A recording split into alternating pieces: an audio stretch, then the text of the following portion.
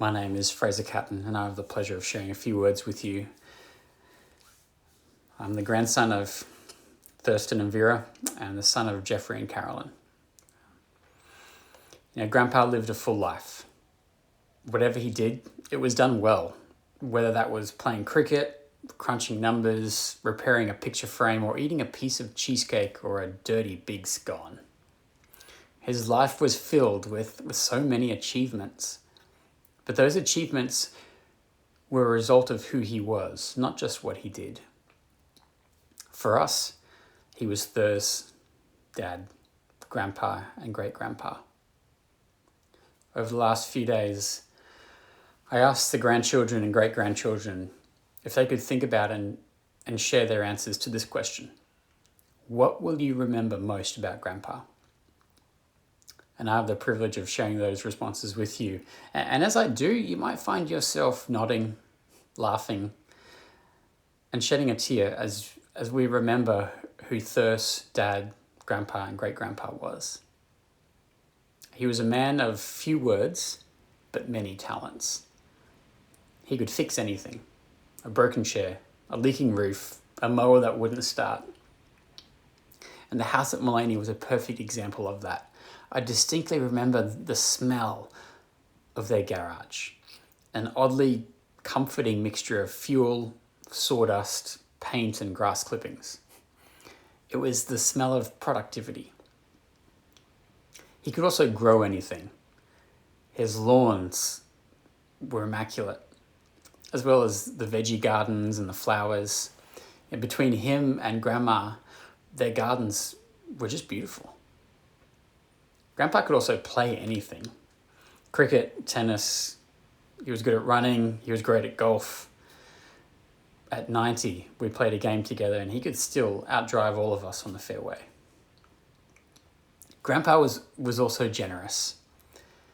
Yeah, generous with his money at birthdays or Christmas time, but more so, generous with his time. As grandchildren, our memories are filled with holidays with Grandma and Grandpa. Days of tennis on the driveway with those little plastic bats. Devonshire teas, watching Yes Minister. Trips to the beach, playing Old Grady in the backyard. Visits to the co-op or the bank in Mullaney. And of course, games of Trivial Pursuit. We remember sitting with him on the couch, watching the cricket on a hot summer's day. These are such good memories. Grandpa was generous with his laughs too. He had a brilliant sense of humour, one that we all appreciated, and not just because we inherited it as well.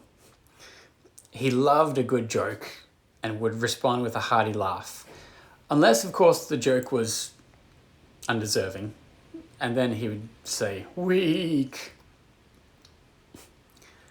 Remember too how he would turn his frown into a smile and back into a frown and back into a smile really quickly, just to get a laugh out of you. He was also generous with his words. Now, he didn't say many, but the ones he did say, they were meaningful and thought through. He would share with you his wisdom and perspective gained from his years of experience.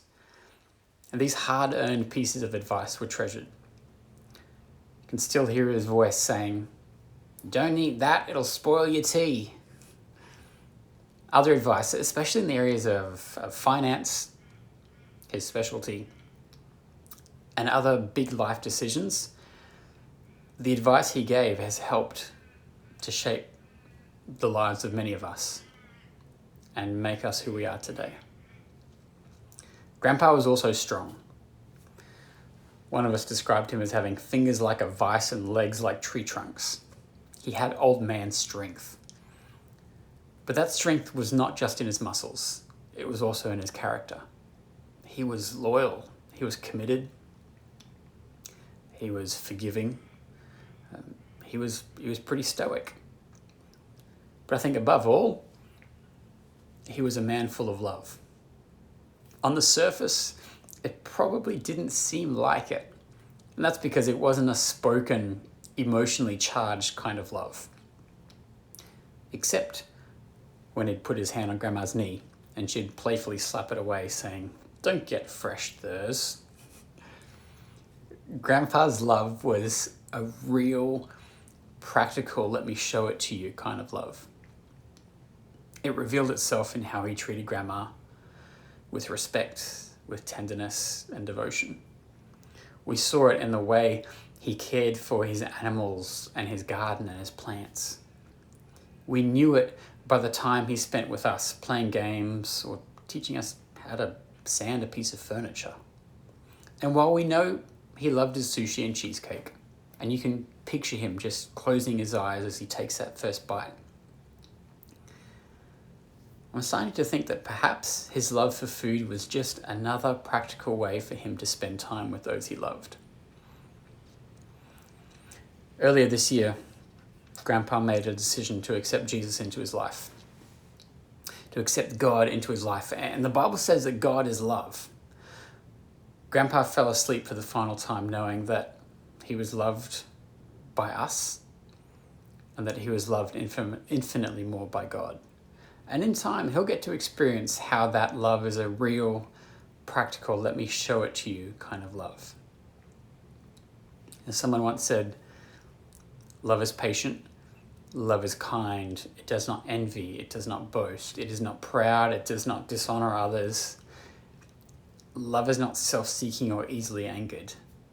Love always protects, it always trusts, it always hopes, and it always perseveres. Love never fails. And that rings so true. While Grandpa's body might have failed, his love hasn't. He has left us with a heart full of memories showing what that love looks like.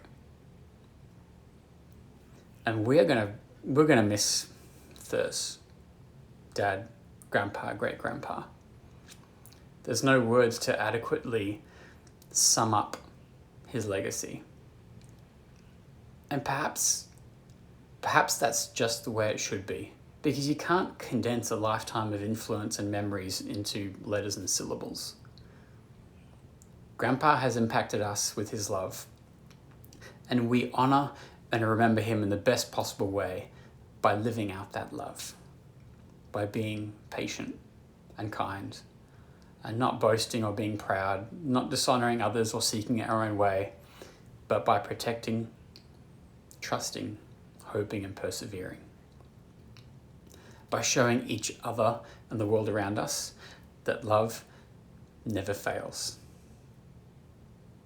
So, Gramps, thank you for showing us that. We love you.